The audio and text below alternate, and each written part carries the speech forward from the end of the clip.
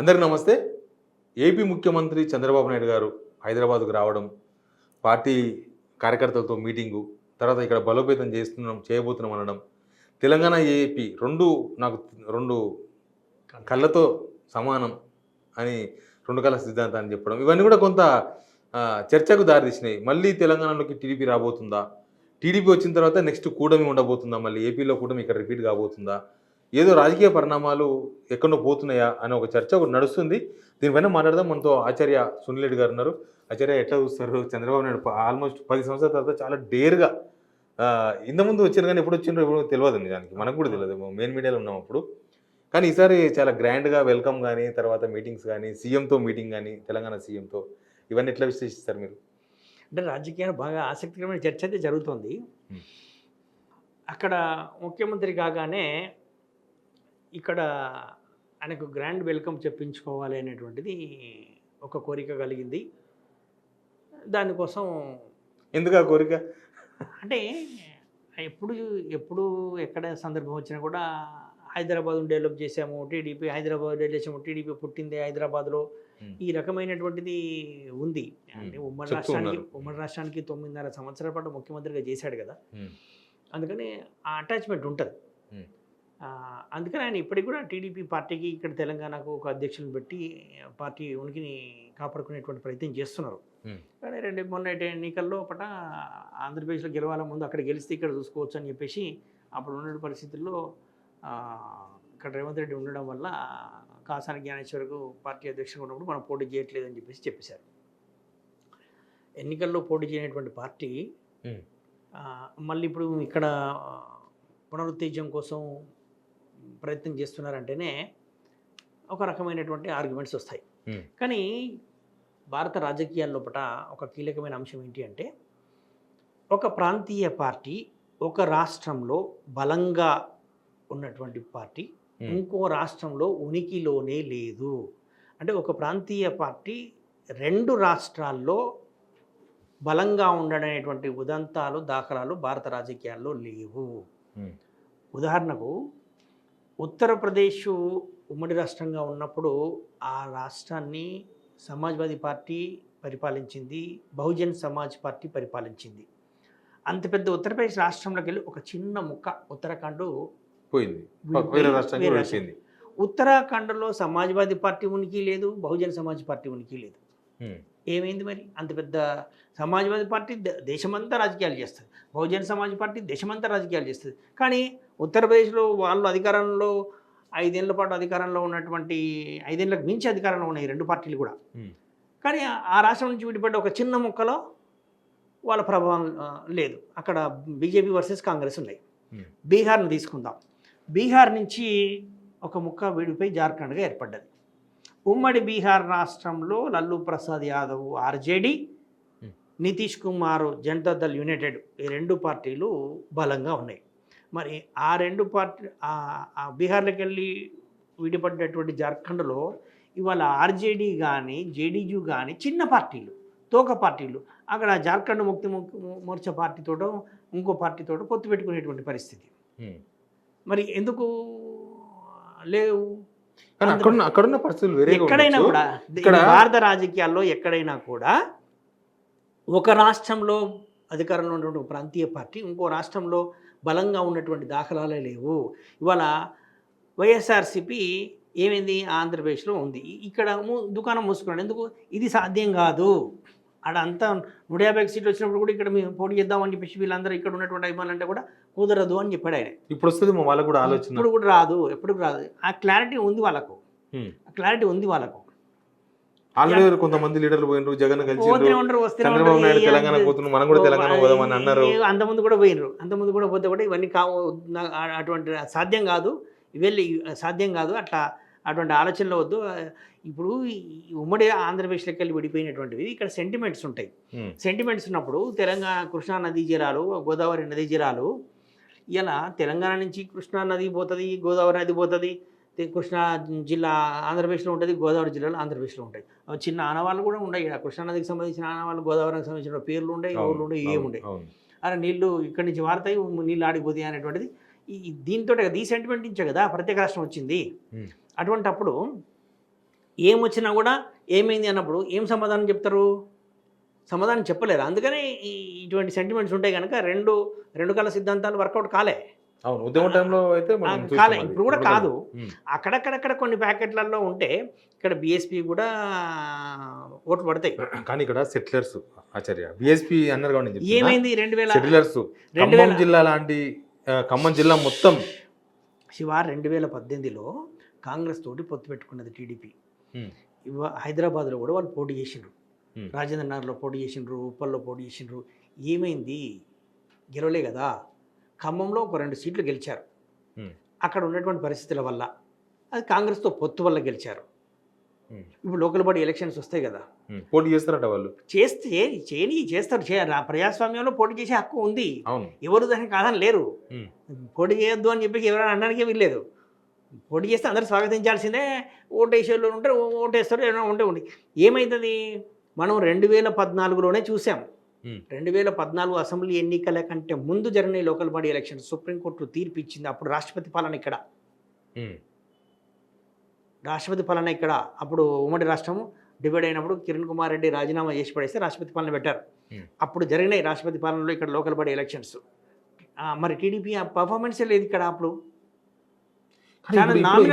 Situation different గా లేదా? ఇక్కడ కాంగ్రెస్ గవర్నమెంట్ ఉండడము, ముఖ్యమంత్రి గారు రేవంత్ రెడ్డి గారు ఉండడము, అయినా సరే వీళ్ళ మధ్య ఏదో బంధం ఉంది, అయినా రిలేషన్ ఉంది అని ఏదో ఎంకరేజ్ చేసే ప్రయత్నాలు నడుస్తున్నాయని, సరే టీడీపీ రావాలని కాంగ్రెస్ లో ఉన్న కొంత వర్గం కూడా, టీడీపీ వర్గం, టీడీపీకి సపోర్ట్ గా ఉండే కాంగ్రెస్ లో ఉన్న వర్గం కూడా టీడీపీ రావాలని కోరుకుంటుండడం, ఇదంతా వాళ్ళకి ప్లేస్ కాదా?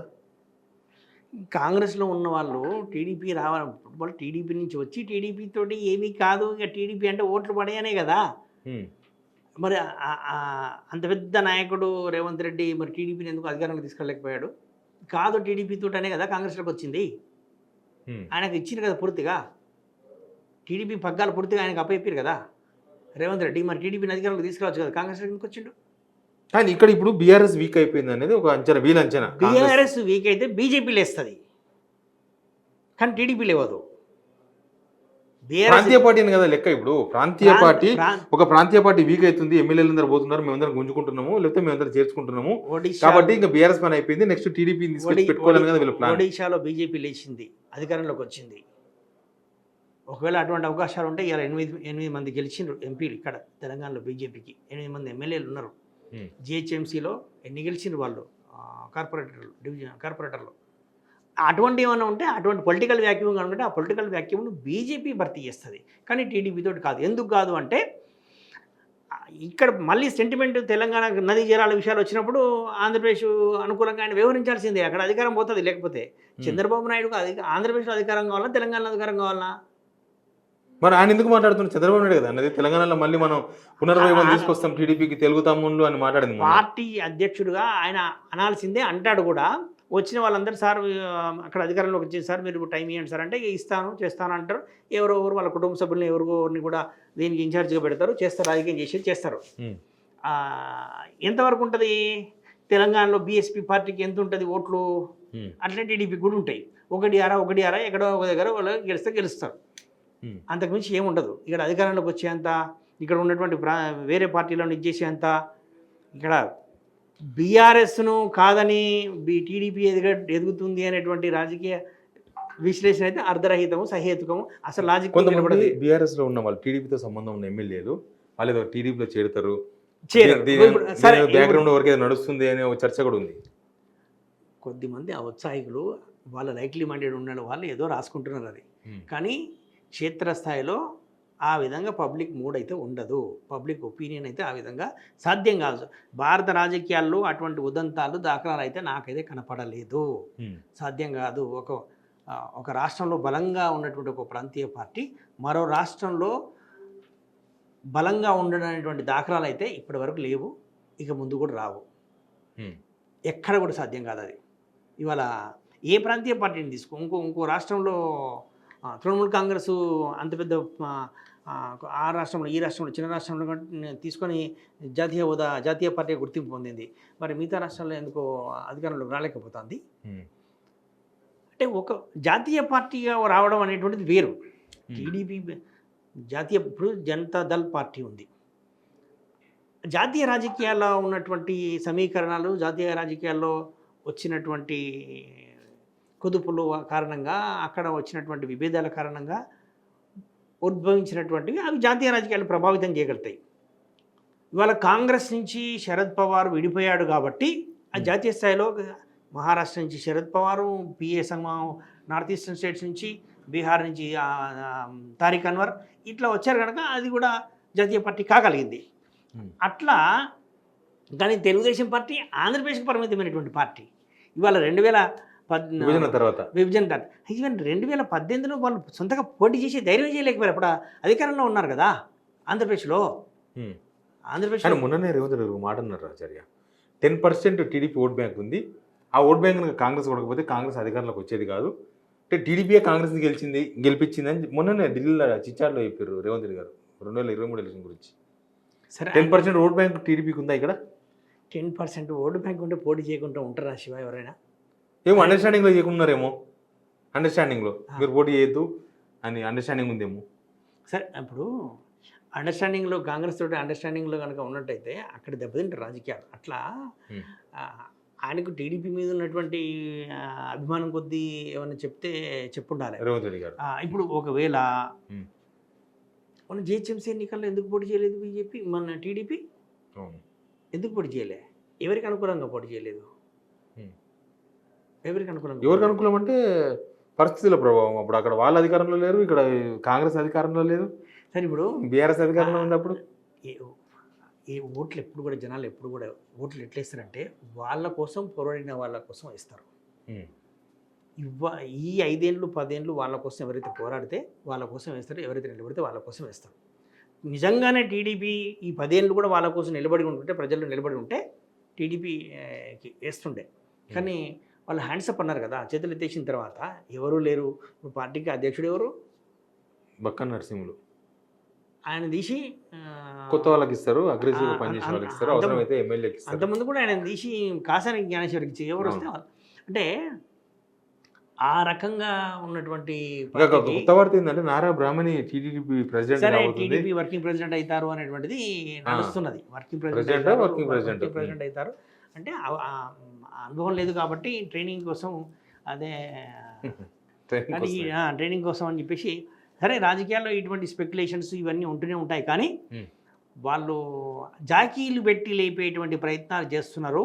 ఒకవేళ అటువంటి ప్రయత్నాలు కనుక చేసినట్టయితే తెలంగాణ సెంటిమెంట్ అనేది ఇక్కడ మళ్ళీ రైజ్ అవుతుంది. ఒకవేళ ఆ పరిస్థితి వస్తే అది బీఆర్ఎస్ నెత్తిన పాలు పోసినట్టు అవుతుంది. ఒకవేళ ఆ ప్రయత్నాలు కనుక చేసినట్టయితే బీఆర్ఎస్ నెత్తిన పాలు పోసినట్టు. తెలంగాణ సెంటిమెంట్ అనేది కదా ఇక్కడ అట్లా సెంటిమెంట్ ఎక్కడిది అందరూ చెప్పేది అదే కదా. అదే ఇప్పుడు తెలంగాణ సెంటిమెంట్ ఉందని కాదు, అది నివురు కప్పిన నిప్పు మాదిరిగా ఉంటుంది. ఇష్యూ వచ్చినప్పుడు బయటకు వస్తుంది. ఇవాళ నదీ జలాల ఇష్యూ వచ్చినప్పుడు బయటకు వస్తుంది. ఇవాళ ఆస్తుల పంపకం వచ్చినప్పుడు, ఇంకో దగ్గరకు వచ్చినప్పుడు వస్తుంది. ఎందుకు తెరచలేకపోయారు? మొన్న ఇద్దరు ముఖ్యమంత్రులు కూర్చొని ఏం తేలేదు, మనమే మాట్లాడుకున్నాం కదా, ఏమీ తేలేదు ఇందులో అనుకున్నావా లేదా? ముందు అధికారులతో అవుతుంది, అధికారులు ఇది చేసుకుంటారు, అధికారులకు రేపు ముందు పేపర్లు పెడతారు, కమిటీలు అయితే అనుకున్నాం కదా. కమిటీలు అనే పదం వాళ్ళది, కానీ అధికారులు ముందు ఎక్సైజ్ చేయాలి, ఇది కాని ముచ్చట అని చెప్పినామా? ముందు అక్కడనే తేడాలు వస్తాయి. ఇక్కడ ఇటువంటి ఇష్యూస్ ఉమ్మడి రాష్ట్రం నుంచి విడిపోయినటువంటిది కనుక అందుకోసమే కదా జార్ఖండ్లో ఆర్జేడీ కానీ ఇవి కానీ లేవు, తోక పార్టీలుగా మిగిలిపోయినాయి. ఇవాళ టీడీపీ ఇక్కడ ఉన్నా కూడా తోక పార్టీగానే మిగిలిపోతుంది. అది బీజేపీతో పొత్తు ఆంధ్రప్రదేశ్లో నుంచి ఇక్కడ తెలంగాణలో కూడా బీజేపీకి తోక పార్టీగానే ఉంటుంది, కానీ సొంతగా బలపడడం అనేటువంటిది సాధ్యం కాదు.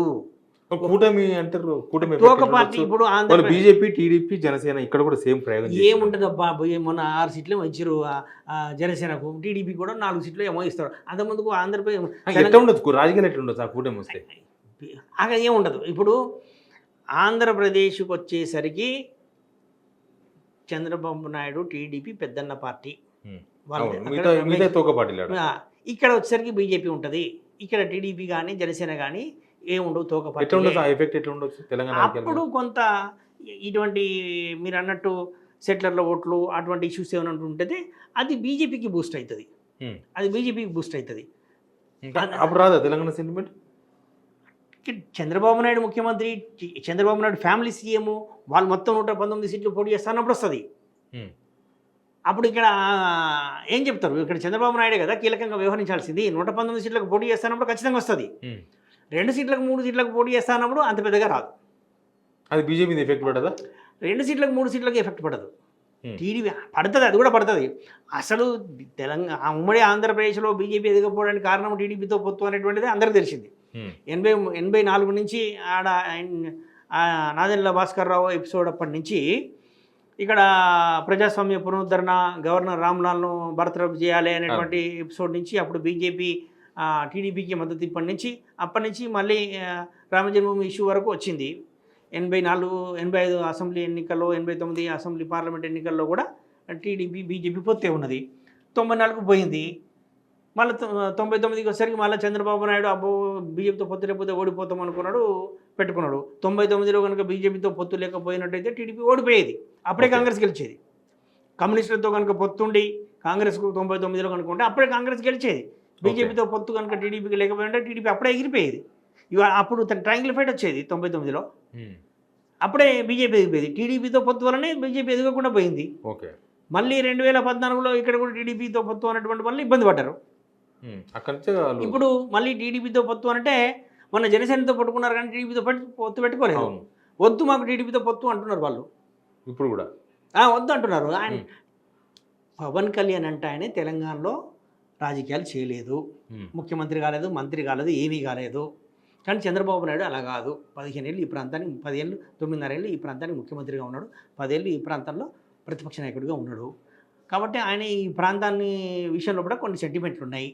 అందుకని ఆయనతో పొత్తు పెట్టుకోవడం వల్ల మనకు ఓట్లు పోతాయి అనేటువంటి ఒక అవగాహన, ఒక అభిప్రాయాలు బీజేపీలో ఉన్నటువంటి కొద్దిమంది నాయకులకు ఉన్నాయి. కొద్దిమంది నాయకులు ఏమో కాదు, మనం గెలవాలంటే హైదరాబాద్లో ఉన్నటువంటి వాళ్ళు, జిల్లాలో అక్కడ ఉన్నటువంటి నాయకులు టీడీపీతో పొత్తుంటే మనకు ఆ ఓట్లు వస్తాయి అనేటువంటి అవగాహనతో ఉన్నారు. సో ఒకవేళ పొత్తు పెట్టుకున్నా కూడా గ్రేటర్ హైదరాబాద్లో ఒక 2-3 సీట్లు, ఖమ్మంలో 2-3 సీట్లు, అప్పుడు కాంగ్రెస్తో పొత్తు పెట్టుకుంటే టీడీపీకి అన్ని ఇచ్చారు, 6 సీట్లు ఇచ్చారు. ఇప్పుడు కూడా అంతే ఇస్తారు, అంతకు మించి ఉండదు. ఒకవేళ తెలంగాణలో టీడీపీ పునరుత్థానం జరిగినా అదైనా కూడా బీజేపీకి తోక పార్టీగానే ఉంటుంది. కానీ ఒకవేళ బీజేపీతో పొత్తు లేకపోయినా కూడా అది నామమాత్ర పార్టీగానే ఉంటుంది. కానీ ఎమ్మెల్యేలు సీట్లు గెలిచేంత వరకు అయితే ఆస్కారం ఉండదు. రైట్, థ్యాంక్ యూ ఆచార్య. ఇవి రేపు జరిగే పాలిటిక్స్ ఎట్లా ఉంటాయి దాని మీద అవగాహన ఒక కార్యక్రమం. Please subscribe signal TV.